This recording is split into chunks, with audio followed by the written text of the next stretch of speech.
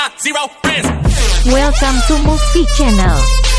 Jangan lupa subscribe, like, comment, and share, dan tekan tanda lonceng ya guys ya. Mobil yang kami tumpangi pun sudah memasuki wilayah desa Kantil.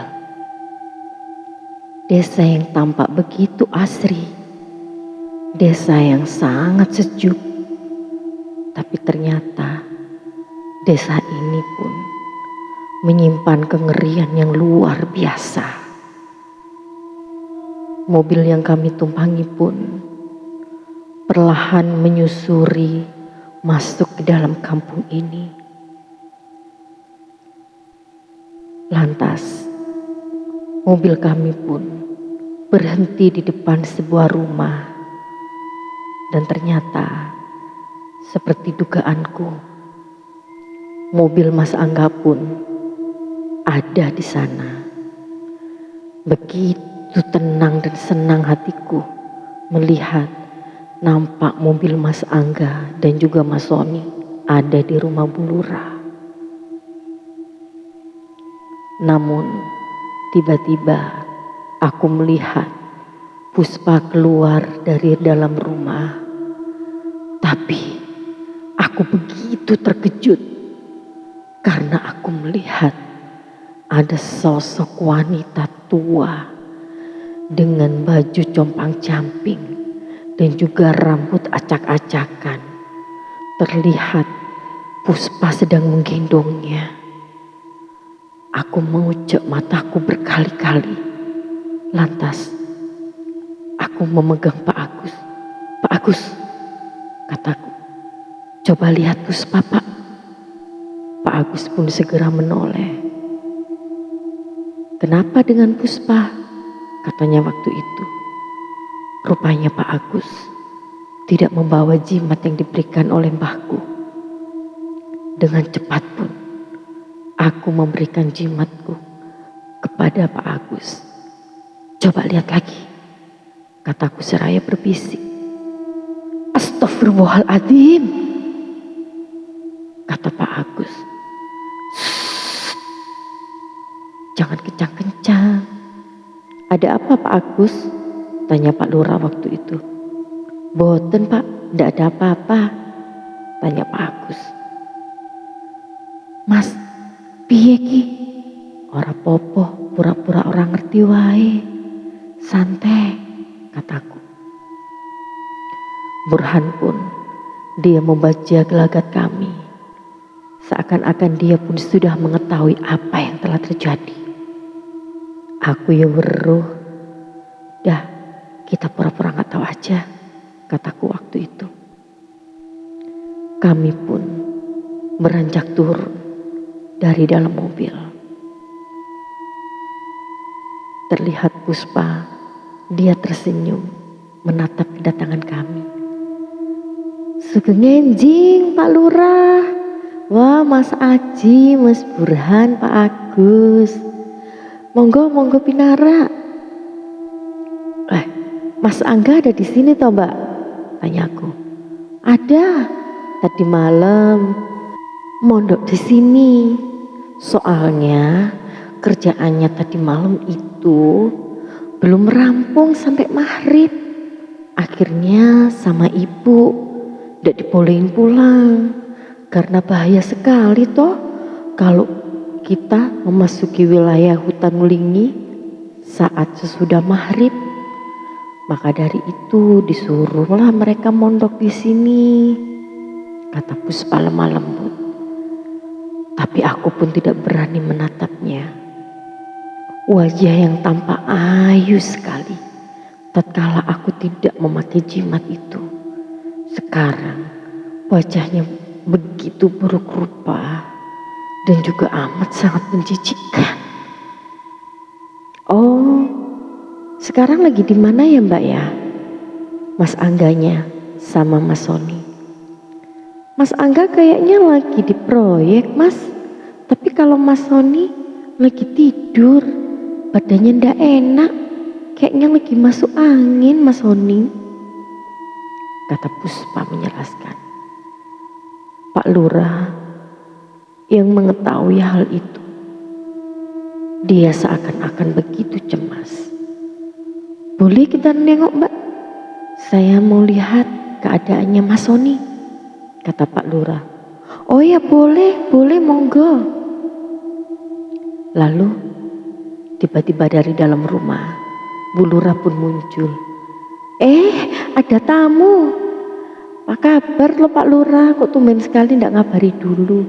"Iya, ini tadi ada perlu sekaligus nyari Mas Angga. Tadi malam kan ndak pulang. Tapi kata Dik Puspa, mereka mondok di sini."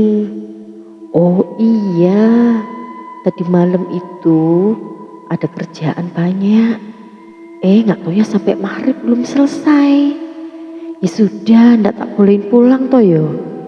Orang bahaya kan kalau masuk hutan Ulingi malam-malam," kata Bu Lurah. "Inji Bu, leres," kata Pak Lurah menjawab. "Katanya Mas Sony lagi sakit Bu. Boleh kami menjenguk?" Oh iya, lagi sakit. Tapi kayaknya tadi ada apa ya di kamar ya? Saya belum lihat. Sebentar ya, saya lihat dulu. Soalnya tadi katanya dia mau mandi," kata Bu Lurah.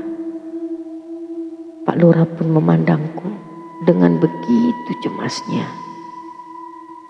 "Ayo, monggo, kalau mau lihat Mas Sony," kata Bu Lurah mempersilahkan.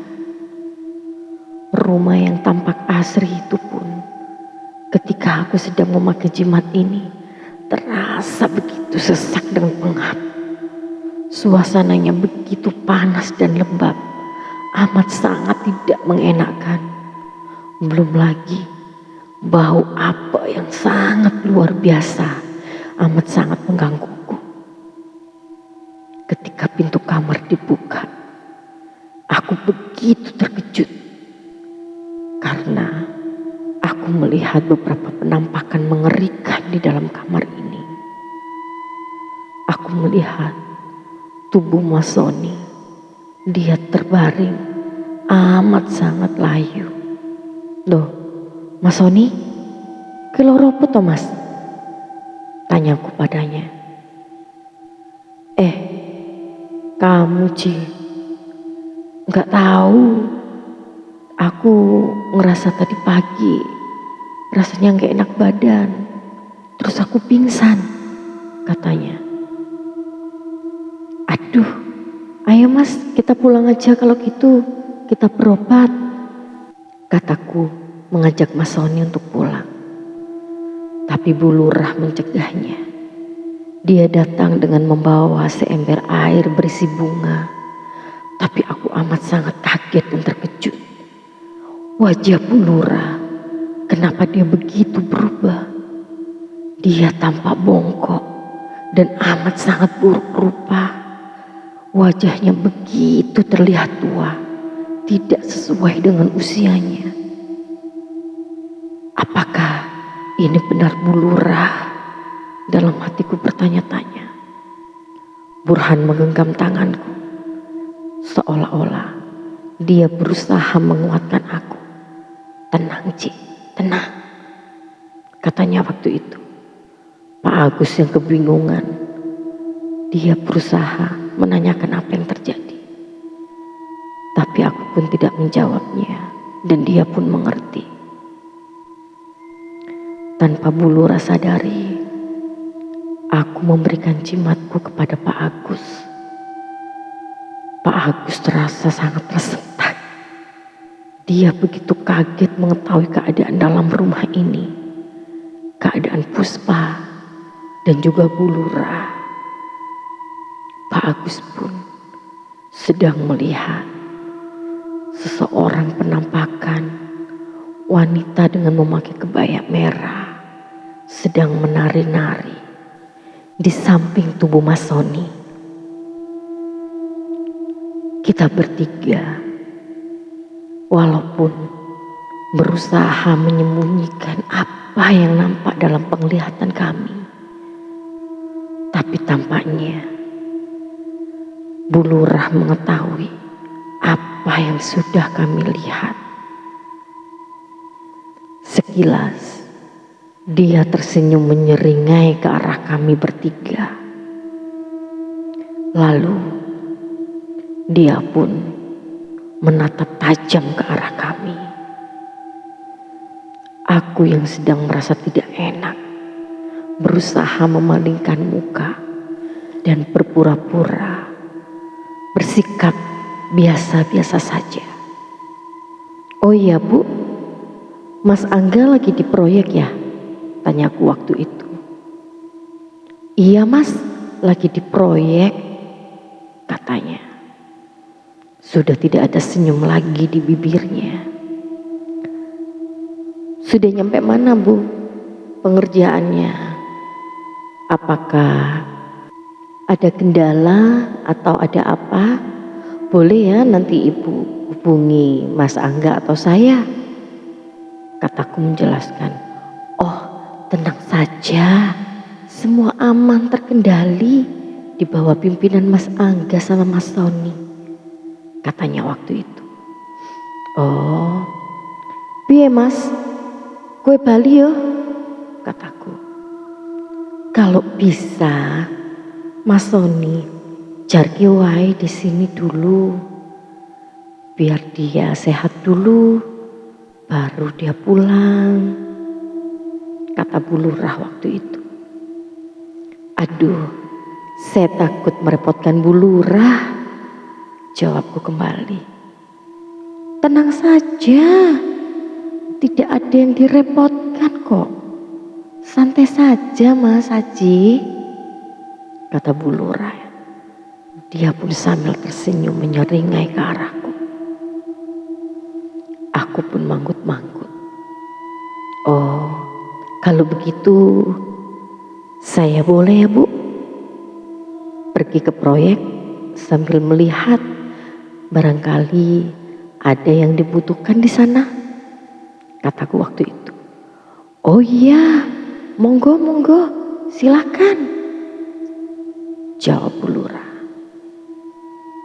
Aku pun pergi dengan Pak Burhan, Pak Lurah, dan juga Pak Agus dengan berjalan kaki. Karena proyeknya memang tidaklah jauh dari rumah Bu Lurah, hanya sekitar 10 meter saja. Di sana aku melihat Angga. Dia nampak bekerja begitu keras dan dia pun sedang mengarahkan pekerjaan untuk para pekerja supaya mereka bekerja dengan lebih baik. Lalu dia pun melihat ke arah kami. "Hoi, ngapain lo pada kesini? Gak ada kerjaan kalian?" tanyanya waktu itu. Aku yang begitu dongkol, pengen ku maki saja dia. "Bangke lu ngapain semalam gak pulang? Bikin orang khawatir haji lu." "Alah, aku gak apa-apa loh. Nah, kau lihat aku sehat, ya kan? Gak ada apa-apa kan? Tenang aja. Lain kali lu jangan begitu, bikin orang kepikiran tahu," jawabku. "Halah, merepet terus kayak perempuan lu," katanya. Pak Lurah pun hanya tersenyum melihat kami. "Gimana kerjanya? Beres? Ada yang diperlukan gak?" "Aman lah itu, semua aman terkendali. Bu Lurah sudah menyiapkan semuanya," katanya. "Baguslah," jawabku. Kami pun lalu duduk-duduk di sebuah pendopo dengan mengawasi para pekerja. Pak Angga pun mengajakku jalan-jalan berkeliling. Dia pun bercerita kalau dia amat sangatlah suka dengan kampung ini, dan dia pun bercerita jika Mas Sony dan Bu Lurah mereka sudah jadian dan mereka pun sampai tidur sekamar. "Gila," kataku waktu itu. "Lu yang bener kalau ngomong. Serius bangke. 2 kali tahu. Yang kapan lalu itu Itu mereka pertama kali. Terus sama yang kedua ini. Ada-ada aja kalian tuh. Lu tuh ya ampun, gak tahu apa kalau lagi bertamu di daerah orang. Kenapa bisa sampai begitu? Biarin aja lah. Itu Sony kan jagat tua. Udah pantas juga dia nikah itu sama Bu Lurah kalau dia pun jodoh. Biarin aja, kita dukung aja. Iya tapi gak begitu juga caranya, goblok. Kataku. Iya orang pada udah tua. Daripada si Sony dia ngebayang-bayangin, ya udahlah sama-sama jablay. Malam lah mereka nyelinap. Kalau lu gimana? Aman gak lu? Tanyaku.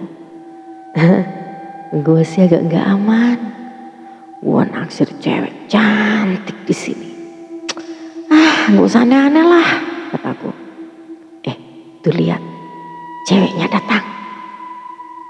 Dia menunjuk ke satu arah. Mataku pun melihat ke arah yang dituju oleh Mas Angga dengan refleks. Aku amat sangat terkejut melihatnya. Puspa, sudah kuduga. Memang ada perasaan yang lain antara Angga dan Sony. Mas Angga suka anaknya, Mas Sony suka emaknya. Tapi Mas Sony belum tahu apa yang terjadi. Lu yakin lu naksir dia? Tanyaku waktu itu. Iyalah, kau lihat dia nampak lembut, cantiknya, dan juga manis sekali kalau tersenyum. Lu belum tahu aja. Maksud lu apa? Iya, lu mau tahu sebenarnya kayak gimana?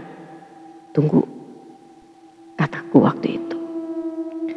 Aku pun merogoh sakuku dan aku pun memberikan jimat kepada Mas Angga. Sekarang kau lihat gadis pujaanmu itu. Apa yang kau lihat? Kataku waktu itu. Astaga, apa ini? Teriaknya waktu itu. Aku berusaha membungkam mulutnya. Jangan kencang-kencang goblok, anjing lu. Lihat, kau tahu perempuan yang kau suka aslinya bagaimana? Itulah wajah aslinya. Gimana kali? Bisa-bisanya dia begitu. Apa yang terjadi? Sama juga dengan emaknya. Emaknya lebih parah lagi. Kataku waktu itu. Kok bisa begini? Aku gak tahu. Yang pasti sekarang Mas Sony dia lagi sakit. Ngomongnya sih sakit masuk angin. Tapi kalau aku melihatnya enggak seperti itu. Karena dia selalu dijaga oleh perempuan berkebaya merah. Apalagi itu? Aku juga gak tahu. Ini apa? Ada apa? Makanya kalau ada orang ngomong itu didengerin. Enggak kayak lu malam nyelinap nemuin perempuan. Agak gila kau ya. Kau kayak gak pernah ada perempuan di hidupmu. Di Jakarta banyak. Kau cari pula yang di sini. Perempuan-perempuan gak jelas. Kataku. Terus ini bagaimana? Angga gemetaran. Dia nampak duduk tersimpuh. Dia begitu ketakutan. Pura-pura gak tahu. Biasa aja. Sini jimatnya. Gila kau. Kalau kau gak bisa menahan diri kayak begini. Mendingan kita pulang sekarang. Kataku waktu itu. Iya. Ayolah kita pulang. Tapi lu tenangin diri dulu. Jangan sampai Puspa curiga. Ngerti? Siap. Tunggulah.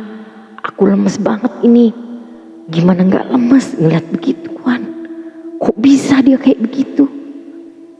Tampaknya ada yang gak beres dengan kampung ini gak? Kataku waktu itu. Iya bener.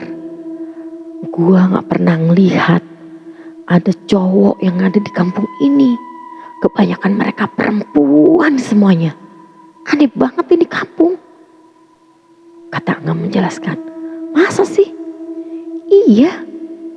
Oh, pantas aja ada julukan kalau Kampung Kantil adalah desa para janda. Gila kau. Mata lu kalau urusan denger omongan janda paling berbinar-binar lu, gercep. Kataku waktu itu. Angga cuma nyengir aja. Coba kita keliling yuk. Aku penasaran banget dengan kampung ini. Kataku waktu itu. Ya udah ayo, biarin aja Pak Lurah di sini. Kita ajak aja Burhan sama Pak Agus. Biar mereka tahu juga apa yang ada di sini. Ya udah, oke, kata Angga waktu itu. Setelah Angga pun bisa menguasai diri, kami pun berjalan menuju pendopo, di mana di situ masih adalah Puspa yang sedang melayani para pekerja untuk makan siang. Waduh, Mbak Puspa, enak sekali ini makan siangnya, kataku. Monggo Mas, makan dulu, katanya waktu itu. Nantilah Mbak, saya kok kepingin jalan-jalan dulu melihat kampung sini. Kayaknya penduduknya kok sedikit ya, sepi sekali, kataku waktu itu. Oh iya, kampung sini memang kalau jam segini semua pada ke ladang, jarang yang keluyuran, katanya waktu itu. Lalu aku pun dengan tidak sengaja melihat seorang gadis berjalan, entah dia kemana. Dan yang bikin aku kaget dan merinding, dia pun sama seperti Puspa. Dia seolah-olah sedang menggendong seorang sosok yang tak kasat mata. Kok kayak gitu semua sih? Kata Angga waktu itu. Apaan? Kataku. Enggak. Pak Agus pun dan Burhan seketika menoleh kepada Angga dan melihat gadis tersebut. Tapi kita pun harus berusaha tenang karena ada Puspa di sekitar kita. Kita mau jalan-jalan dulu ya, kata Angga waktu itu. Mau kemana Mas? Kata Puspa. Ini anak-anak pengen keliling-keliling kampung. Katanya desanya sangat indah, kata Angga yang menjelaskan. Oh, mau saya antar? Kata Puspa menawarkan diri. Nggak usah, biar sama-sama laki-laki aja. Di Puspa di sini aja, layani nih orang-orang yang pada mau makan, kata Angga. Oh, inci Mas, katanya. Lalu kami berempat pun pergi ke dalam mobil dan berjalan mengelilingi kampung. Aku yang sedang gak memakai jimat, tetapi Angga yang memakai. Dia pun seolah-olah ketakutan melihat semua yang terjadi. Begitu juga dengan Pak Agus dan juga Burhan. Ini gila. Kampung apa ini? Ini bukan kampung manusia, kata Angga waktu itu. Emang kenapa sih? Emang kenapa? Coba gua mau lihat, kataku. Dan aku pun mengambil jimat yang dibawa Angga. Astagfirullahaladzim, bisa kayak begini ya penampakannya. Semua penduduknya di depan rumah mereka ada penunggunya. Serem kali ya Allah, kataku waktu itu. Ayolah kita balik, udah gak bener ini, daripada kita nanti disesatkan. Lalu tiba-tiba mobil kami pun terhenti karena ada seorang gadis yang berdiri di depan kita. Mas, badhe teng pundi? Kata gadis itu menyapa. Wajahnya yang begitu seram dan juga sosok di belakangnya dengan wajah yang hancur dan juga rambut yang acak-acakan. Gadis itu berjalan ke samping mobil kami dan dia pun mengetuk pintu. "Masnya mau kemana?" tanyanya waktu itu. Mau ke rumah Bu Lurah," jawab Angga seketika. "Oh, ke rumah Bu Lurah. Mampir dulu Mas ke rumah saya. Nanti saya antar ke rumah Bu Lurah," kata gadis itu. "Itu loh rumah saya. Kelihatan dari sini tidak jauh," tawarnya lagi. "Aduh Mbak, saya sudah ditunggu. Maaf, mungkin lain kali kami mampir," kata Angga waktu itu. "Ayo Pak Agus, buruan, kita sudah ditunggu sama Bu Lurah," kata Mas Angga. Gadis itu melihat kami dengan matanya yang sangat tajam. "Permisi Mbak, kita duluan." "Iya Mas, kalau bisa nanti saya tunggu di sini ya, biar main ke rumah saya juga," katanya. "Oh ya Mas, nama saya Dewi Larasati," jawabnya. "Oh, siap-siap Mbak Dewi. Terima kasih. Namanya cantik sekali seperti orangnya," kata Angga mulai menggombal. Lalu kami pun memutar arah mobil. Di dalam mobil pun kami begitu riuh. Gimana ini? Kita harus keluar segera dari kampung ini. Sudahlah, benar kata Pak Lurah.